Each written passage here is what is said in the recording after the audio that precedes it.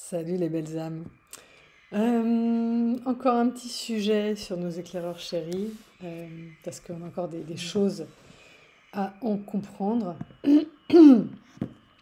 J'en ai parlé déjà dans le on-off, ma vision du on-off. Il y a des choses dont j'ai peut-être pas parlé dans cette vidéo, je parlais surtout du fait que nos éclaireurs nous disent des trucs dont ils n'ont pas forcément conscience parce qu'ils sont guidés au moment où ils nous les disent, puisque ce sont nos éclaireurs. Et que pour nous éclairer au moment où on n'est pas encore complètement plongé dans notre éveil spirituel, il faut un relais humain. C'est plus simple que de passer par nous qui doutons, qui n'arrivons pas à entendre parce qu'on est la tête sous la piscine et qu'on n'arrive pas à distinguer la voix du divin quand on est dans tous nos marasmes. Donc on a besoin de quelqu'un d'incarné pour nous guider, pour nous éclairer. Donc il y a cette partie-là, qui est la partie guidance. Mais il y a aussi l'autre partie, dont on parle aussi dans le côté on-off, sur les émotions. Donc je vais revenir à cette théorie du yin-yang qui m'est venue.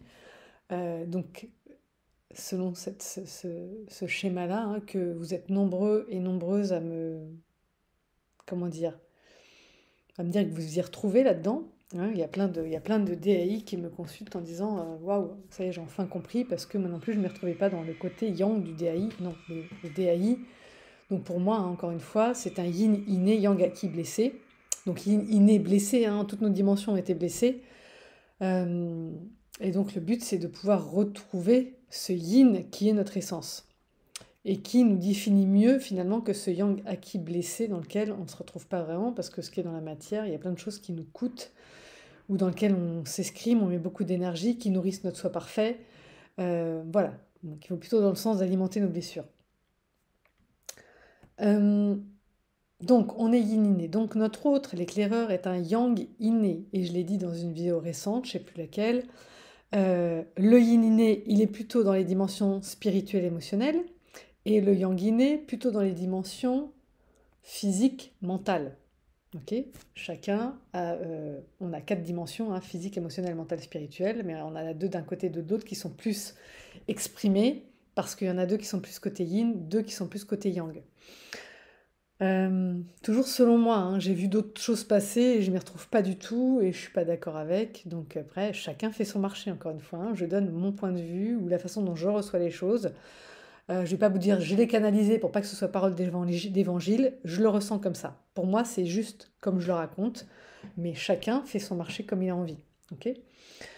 Euh, donc, si on part du principe que l'éclaireur est yang inné, donc c'est sa polarité de base, celle dans laquelle il fonctionne, même s'il s'en rend pas compte, comme nous, on fonctionne plutôt en mode yin inné, même si on s'en rend pas compte, que notre yang, il nous prend d'énergie, que faire des choses dans le yang, finalement, c'est pas si simple que ça pour nous, qu'on a quand même euh, une certaine appréhension avec l'administratif, une certaine appréhension avec des choses à faire, ou qu'on a à faire, ou qu'on est censé faire, ou qu'on pense qu'on devrait faire. Voilà. Et qu'on ne fait pas toujours de la bonne façon parce qu'on n'a pas tous les outils du yang pour bien traiter les affaires du mental et du physique, si je peux dire ça comme ça. Et bien pour notre yang, c'est pareil, pour notre yang inné d'éclaireur, ok, protecteur. Lui, il n'est pas au fait tout à fait de la dimension spirituelle. Si je peux, on le voit comme ça, puisqu'il est yin acquis blessé. Donc quand on le rencontre, on a l'impression qu'il est là-dedans. Il a une dimension spirituelle, certes, mais pas comme nous. Pas en mode flaque d'eau, si je peux dire ça, qui est une espèce d'éponge, d'accord. Parfois, c'est plus cantonné à une technique ou c'est plus contrôlé. Voilà, j'entends des choses, mais j'ai quand même fait à ma tête, ou voilà. Alors qu'un yin inné, quand il entend quelque chose, il essaye plus de faire ce qu'on lui a dit. Un yang, il garde le contrôle. La personnalité la plus contrôlante des deux, malgré ce que j'ai vu aussi à droite à gauche, c'est pas le c'est pas le DAI qui est dans son yang acquis blessé, certes, au début du parcours, mais on le perçoit parfois comme un contrôlant parce qu'il est dans son soi parfait. Il est vachement dans le contrôle de lui-même. Et quand il donne des conseils aux autres, on pense qu'il veut contrôler l'autre alors qu'il donne un conseil en réalité. Alors que notre yang inné, lui, il est très dans le contrôle, contrôle de lui, des autres, de la relation.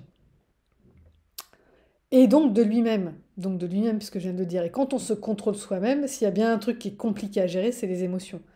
L'émotion, c'est justement tout le contraire du contrôle. Ok.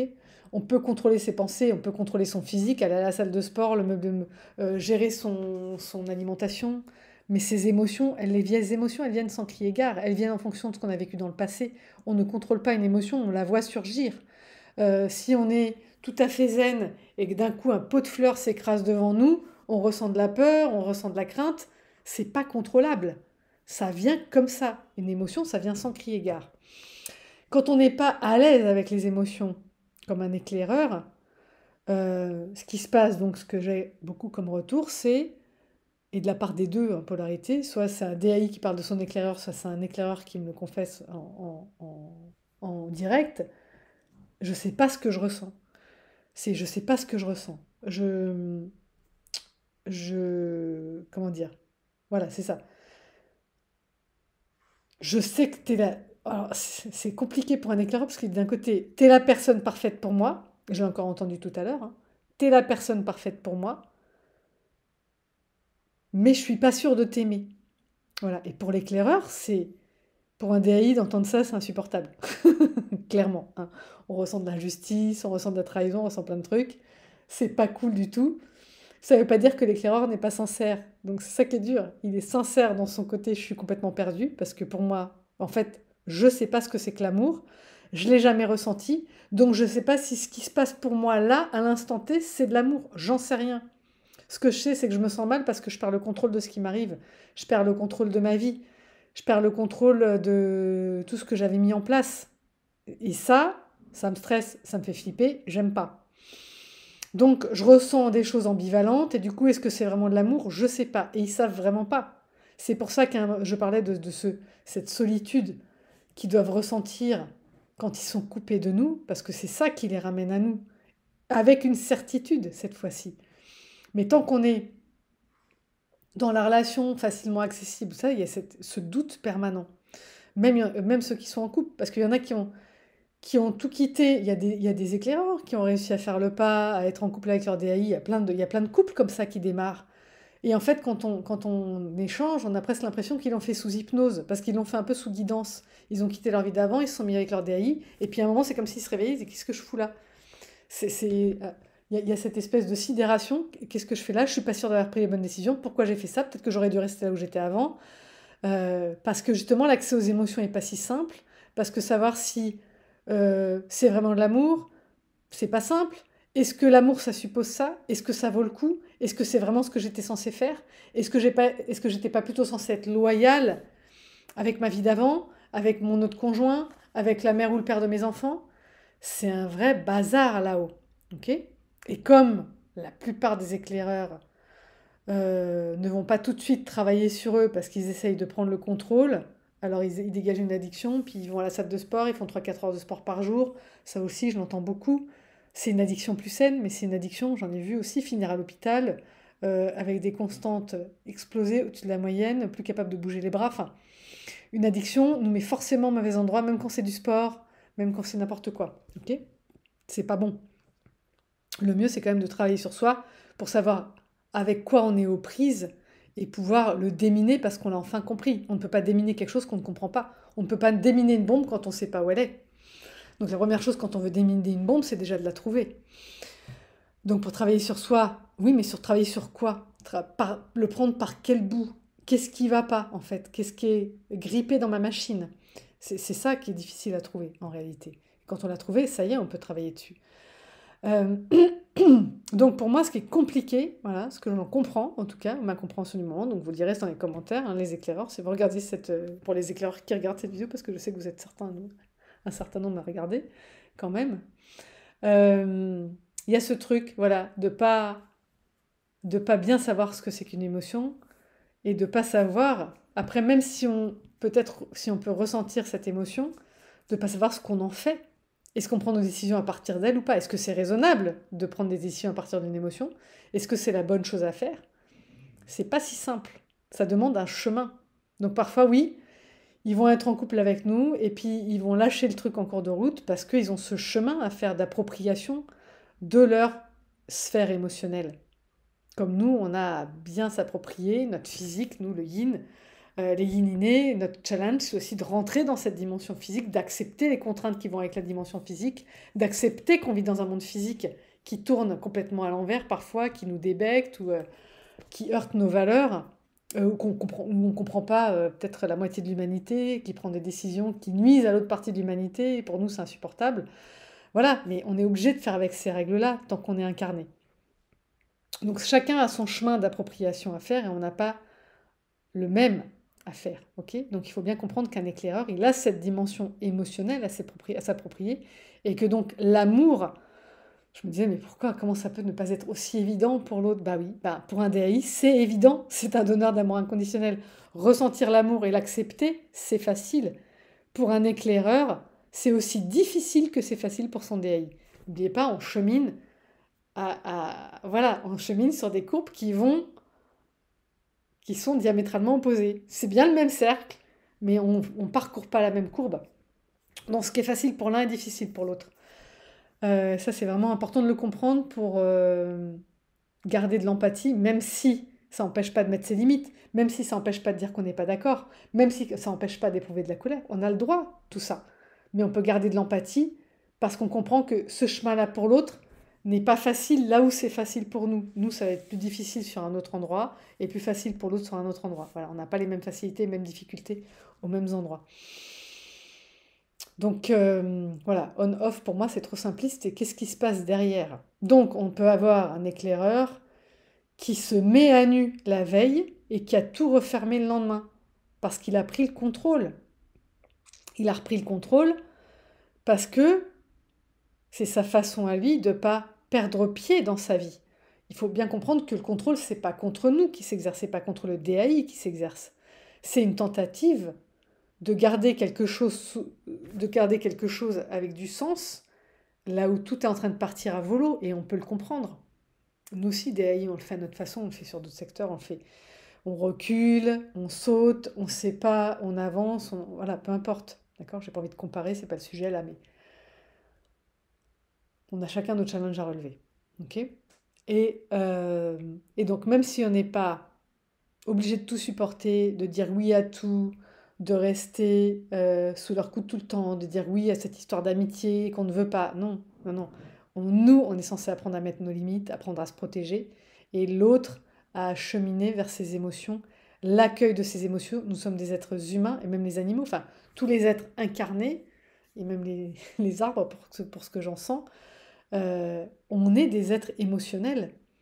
Donc même si on a appris à ne plus ressentir ses émotions, pour savoir qui on est, pour se retrouver, on va être obligé de cheminer vers cet univers émotionnel. Comme le DAI est aussi un être mental, nous sommes tous des êtres du mental, donc on a à cheminer vers notre mental, nous le réapproprier, faire en sorte qu'il arrête de jouer contre nous, de nous descendre 6 pieds sous terre, de mal parler de nous, enfin, de nous faire douter, de nous faire culpabiliser. C'est une réappropriation du mental. Donc on a à se réapproprier toutes nos sphères en fait. Notre physique, on se fait on se fait parfois du mal physiquement, on se fait parfois du mal avec nos pensées, on se fait parfois du mal avec nos émotions, qu'on ressent pas, qu'on ressent trop, qu'on alimente avec notre mental qui va pas dans le bon sens. Enfin, tout ça, c'est un truc, voilà, c'est toute une toile d'araignée en fait à détricoter. Et donc, se réapproprier cet émotionnel, pour notre éclaireur, c'est central. Et de toute façon, pour nous, je l'entends aussi, on a été en couple pendant X temps, 6 mois, 3 semaines, 3 ans, il n'a pas réussi à me dire, il m'a toujours dit que j'étais la personne qui lui avait plus ci, plus ça, que j'étais la personne la plus importante de sa vie, mais il n'a pas réussi à me dire je t'aime. Bon, bah c'est pas ok en fait. Quand on vit complètement son univers émotionnel, quand on accepte complètement son univers émotionnel, on est capable de dire je t'aime, même quand on est un éclaireur. Ok? Et j'en connais, et ils peuvent dire 15 fois par jour je t'aime. D'accord? Parce qu'ils se sont réconcilier avec cet univers émotionnel. Parce que maintenant, pour eux, c'est devenu naturel de le dire. Ils n'ont plus à protéger quelque chose. Okay? Donc quand on aime véritablement quelqu'un de façon inconditionnelle, on a à cœur qu'il le sache, et donc on a envie de lui dire. Okay? Donc quand on est avec quelqu'un qui nous a jamais dit je t'aime, c'est qu'il y a une blessure derrière, c'est qu'il y a quelque chose qui n'est pas résolu. Et donc forcément, si on vit avec, on va aussi en faire les frais. Bon, en général, ça tape sur une de nos blessures qu'on a aussi à travailler. Mais bon, ça c'est un autre sujet. Euh, donc voilà, je pense que c'est important de comprendre ça. Que quand on aime, on a envie de donner cet amour. Et quand on a envie de donner cet amour, on a envie de dire je t'aime. C'est naturel. Tant qu'on n'arrive pas à le faire, c'est qu'il y a un blocage. Et tant qu'il y a un blocage, c'est qu'il y a une blessure. Ok.